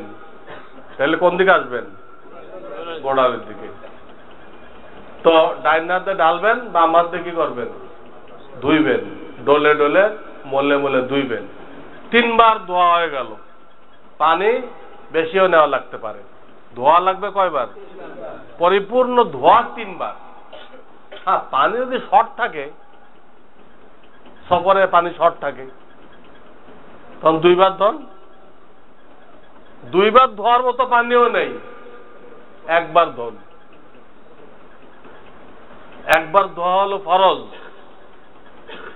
আর 2 বার ধোয়া হলো সুন্নতের সর্বনিম্ন পরিমাণ, আর 3 বার ধোয়া হলো সুন্নতের সর্বোচ্চ পরিমাণ। 4 বার ধুইলে গুনাহ হবে। 4 বার পানি নিলে না, পানি তো বেশি নেওয়া লাগতে পারে, 4 বার ধুইলে কি হবে? গুনাহ হবে। 3 রকম গুনার কথা কইছে হাদিসে। 3 রকম গুনাহ হবে। ফাকাত আসা ও যালামা ও তাআদ্দা, 3টা শব্দ আছে তার খারাপি বয়ান করার জন্য। তো 3 বার ধুইতে হবে, প্রয়োজনে 2 বার ধুইতে হবে, প্রয়োজনে 1 বার ধুইতে হবে। 1 গ্লাস পানি দিয়েও ঠেকার সময় কি করা যায়? একবার ধুয়ে উযু করা যায়। দরকার হয় সুন্নত বাদ দেন, দরকার হয় কি করেন? সুন্নত বাদ দেন, শুধু ফরজ করেন। শুধু ফরজ কি? চেহারা ধোয়া, 2 হাত ধোয়া, মাথা মোছে করা, পা ধোয়া, এই 4টে হলো ফরজ। এইটুক করেন, তাও আপনার তায়াম্মুম করা জায়েজ নেই। এই মশলা জানা না থাকলে আপনি পর্যাপ্ত পানি না পাইলে তায়াম্মুম শুরু করে দিবেন। না, এক বান্দা তো নেই, এতে তো উযু হবে না, আচ্ছা চলো তায়াম্মুম করো, তো হবে নাকি? তখন আপনাকে শুধু ফরজ আদায় করতে হবে। সব কুলি বাদ, নাকে পানি বাদ, সব বাদ। কথা বুঝে আসছে? তো বাম পায়ের আঙ্গুল কিভাবে খেলাল করবেন? এটাকে আপনি বাম পাও ধরেন, আমার বাম হাতটারে কি ধরেন? বাম পাও ধরেন। আর খেলাল করার জন্য তো এটা না, কিন্তু বাম হাতের কনিষ্ঠ আঙ্গুল নির্দিষ্ট। ওই বাম হাতের কনিষ্ঠ আঙ্গুল দিয়ে এই বড় আঙ্গুলের ফাঁকে ঢুকান, ঢুকায় উপর দিক টান দেন, এর সাইডেটা ঢুকান, তারপরেরটা ঢুকান, পরে কনিষ্ঠ আঙ্গুলের ফাঁকে ঢুকান, ঢুকায় উপর দিকে টান দেন। তার মানে ডাইন পায়ের কনিষ্ঠ আঙ্গুল থেকে খেলাল শুরু হয়েছে, বাম পায়ের কনিষ্ঠ আঙ্গুলে দেয় খেলাল শেষ হয়েছে, তাহলে সম্পূর্ণ উজু হয়ে গেল। এখন আপনি উপর দিক তাকায় কালেমা শাহাদাত পড়েন, আশহাদু আল্লা ইলাহা ইল্লাল্লাহু ওয়া আশহাদু আন্না মুহাম্মাদান আবদুহু ওয়া রাসূলুহু। কালেমা শাহাদাত পড়েন, হাদিস আছে আপনার জন্য জান্নাতের 8টা দরজা খুলে দেওয়া হবে। 8 প্রকার জান্নাত, 8টা না। অনেকে বলছে প্রাইমারি মতো লম্বা, 8টা বেস্ট, বিভিন্ন কামরা সিট দেওয়া হবে, এরকম না। 8 প্রকার বেস্ট। বেস্টের প্রকার কয়টা? 8 প্রকার। কি যেভাবে করে করুক, বসেও পড়তে পারে। যদি ওই জায়গাটা একটু গান্দা মনে হয় তাহলে সরে আসে বলেন। আসমান জরুরি না, উপরের দিক থেকে এটা পড়তে হবে। এরপরে আর একটা দোয়া আসছে, কালেমা শাহাদাতের পরে একটা দোয়া আসছে, এটা আমার সাথে পড়েন। হাত উঠানোর কথা আমি হাদিসে পাই নাই। এই দোয়া পড়েন, আল্লাহুম্মা জাআলনি মিনাত তাওয়াবিন ওয়াজআলনি মিনাল মুতাতাহহিরিন। এটুক দুটা বাক্য। লোকেরা এরপরে আরো পড়তে থাকে, আরো পড়তে থাকে, শরিয়ত কঠিন করে ফেলে। ওয়াজআলনি মিনাল্লাযীনা লা খাউফুন আলাইহিম ওয়া লা হুম ইয়াহজানুন, এটাও পড়ে, কিন্তু এটা হাদিসে নেই। হাদিসের দুটা বাক্য। কয়টা বাক্য? আল্লাহুম্মা জাআলনি মিনাত তাওয়াবিন ওয়াজআলনি মিনাল মুতাতাহহিরিন। এটুক, এর বেশিটা আমার শায়েখ বলতেন নকলি মাল, নকল মাল। নকল মাল মিলাইলে আসলটাও কি হয়ে যায়? নকল হয়ে যায়। টয়লেটের ওইখানে যদি পর্দা দেওয়া না থাকে তাহলে মুখে দোয়া পড়তে পারবেন না, হ্যাঁ, বেরো এসে পড়তে হবে। আর যদি একটা পর্দা লাগিয়ে দিতে পারেন, হ্যাঁ, যখন উজু করবেন পর্দাটা টান দিয়ে নিলেন, তাহলে সব দোয়া পড়তে পারবেন।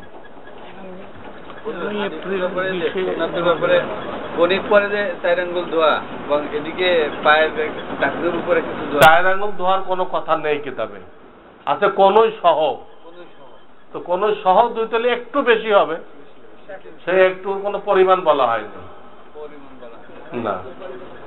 আমাদের এই মাহফিল পরবর্তী মাসে 13ই এপ্রিল, 13ই এপ্রিল, আরবিতে দেখা যায় 20 জুমাদাল উলা। শব্দটা জুমাদাল উলা, পঞ্জিকা লেখে জমাদিউল আউয়াল। এই মাসের নাম কি লেখে? জামাদিউল আউয়াল। তা শুরুতে শেষ পর্যন্ত পুরাটাই ভুল। পঞ্জিকা যেভাবে মাসের নাম লিখছে, শুরুতে শেষ পর্যন্ত কোনো অংশ ঠিক না। শব্দটা জুমাদাল উলা, এই মাসের 20 তারিখে, জুমাদাল উলা 20 তারিখে। আর ইংরেজি এপ্রিল মাসের, এপ্রিল ফুল কিন্তু নাজায়েজ, খ্রিস্টানদের তরিকা। মুসলমানদেরকে ধ্বংস করছিল, ওটা স্মরণ করে মজাক উড়ায় তারা। আচ্ছা, মুসলমানরা এমন বেকুব, তারা পালন করত, তাদের বিরুদ্ধে তারা করতেছে, মুসলমানদের বিরুদ্ধে, এটা মুসলমানরা পালন করত।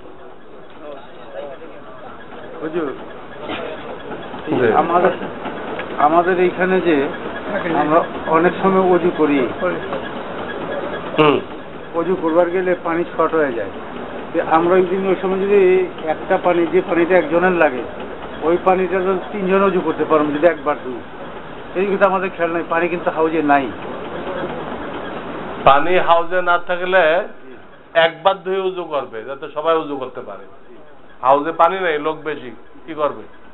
তখন সবাই একবার ধুয়ে উজু করবে। রুকুতে কোন অবস্থায় পেলে আমি ওই রাকাত পেয়েছি বলে ধরে নিব। ইমামকে রুকুতে কোন অবস্থায় পাইলে আপনি রাকাত পাইলেন, রুকুতে আছে তখন গেলে তো পাবেনি, এমনকি ইমাম রুকুর থেকে উঠতেছে, উঠতে গেলে 90 ডিগ্রি আছে না একটা জ্যামিতির আছে, রুকুর থেকে খাড়া হওয়া পর্যন্ত 90 ডিগ্রি। এর প্রথম 45 ডিগ্রির মধ্যে যদি ইমামের সাথে আপনার ক্রস কানেকশন হয়, হ্যাঁ, তা আপনি ওই রাকাত পেয়ে গেলেন। প্রথম 45 ডিগ্রির মধ্যে ওঠার সময় যায় 45 ডিগ্রি, পরবর্তী 45 ডিগ্রি তো দাঁড়ানোর মধ্যে। তো জ্যামিতি ওলা তো বুঝে ফেলছেন, আর যারা জ্যামিতি না তাদেরকে কেমনে বুঝাইব? অর্থাৎ ইমাম যে রুকুর থেকে সোজা হয়, এই সোজা হওয়ার অর্ধেকের মধ্যে যদি আপনি যেতে পারেন, অর্ধেকের মধ্যে যদি আপনি ইমামের বরাবর হইতে পারেন, তারপর রুকুতে গেলেন, তা আপনি ওই রাকাত পেয়ে গেছেন। এই মসলাটা না জানার কারণে অনেকেই ফরজ নামাজ 1 রাকাত বাড়াই ফেলতেন। আল্লাহ চাইছিলেন 2 রাকাত, সে পড়তেছে 3 রাকাত। আল্লাহ দিছিলেন 3 রাকাত, সে পড়তেছে 4 রাকাত। আল্লাহ দিছিলেন 4 রাকাত, সে পড়তেছে 5 রাকাত। কারণ একটা রাকাত সে পাইছিল, কিন্তু মসলা না জানার কারণে সে মধ্যে পাই নাই, আবার উঠে পড়তেছে, তাহলে 1 রাকাত বেড়ে গেল না? এই জন্য এই মসলাটা জানা নেহায়েত জরুরি, নেহায়েত জরুরি। তো উঠতেছে, ওর অর্ধেকের মধ্যে যদি আপনি ইমামকে ধরতে পারেন, ইমামের ওই অবস্থার মধ্যে যে আপনিও পৌঁছতে পারেন, পৌঁছার পর আপনি রুকুতে দেবেন, যে একা তসবিহ পড়ে উঠবেন, উঠে পিছিয়ে পিছিয়ে যে সেজদাতে ধরবেন, তা আপনার কি হয়ে গেল? রাকাত পাওয়া হয়ে গেল। মাসবুক ব্যক্তি ইমামের সাথে সালাম ফিরিয়ে ফেললে সহসেজদা করা লাগবে কিনা? তা তো লাগবে। মাসবুক মানে কি? যার 2-1 রাকাত ছুটে গেছে, সে যদি ইমামের সাথে ভুলে ইচ্ছাকৃত সালাম ফেরাইলে তো নামাজ ভেঙে যাবে। ভুলে যদি সালাম ফেরাই ফেলে তো বাকি নামাজ পড়ে তাকে কি করতে হবে? সহসেজদা করতে হবে। এক ব্যক্তি তার বাড়ির 5ম তলা কোন মাদ্রাসা বা মসজিদের জন্য ওয়াকফ করে দিতে চায়, ওয়াকফটা সহি হবে কিনা?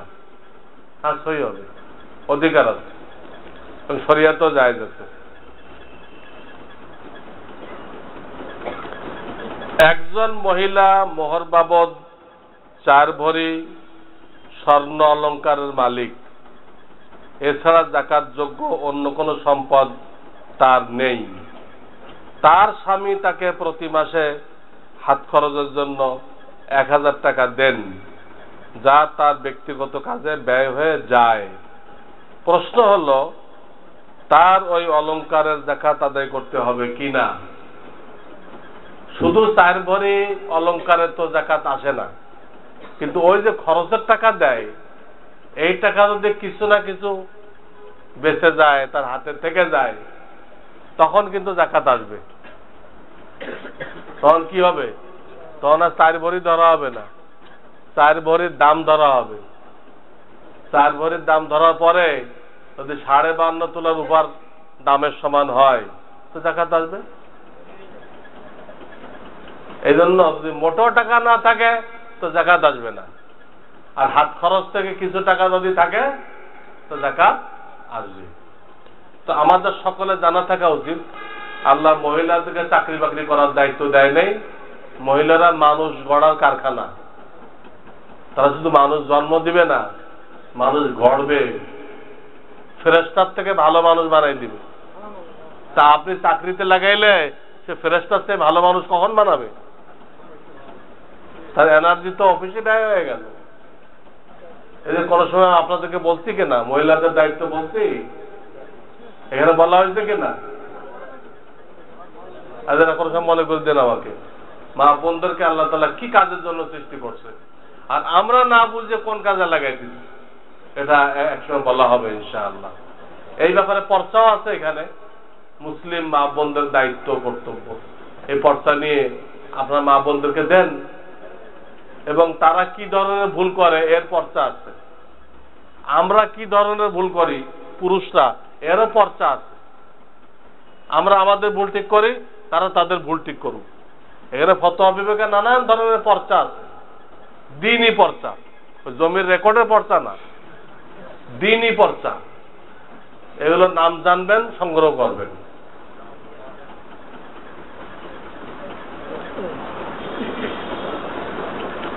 দাওয়াত, তালিম, তাজকিয়া, এই তিনটির সমন্বয় হলো দিন।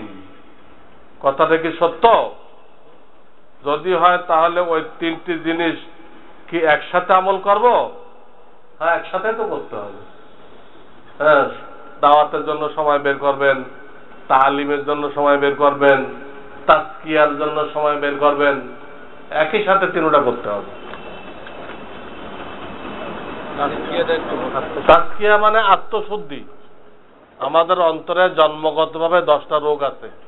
লোভ, লালসা, হিংসা, বিদ্বেষ, রাগ, এরকম কয়টা? 10টা। এই রোগগুলো চিকিৎসা করা ফরজ আইন। এটা কোনো আল্লাহওয়ালার সোহবতে আপনারা বসতেন, এর নাম সোহবত। আল্লাহওয়ালার সোহবতে নিয়মিত বসলে, তাদের সাথে সম্পর্ক রাখলে এই রোগগুলো চিকিৎসা হয়ে যায়।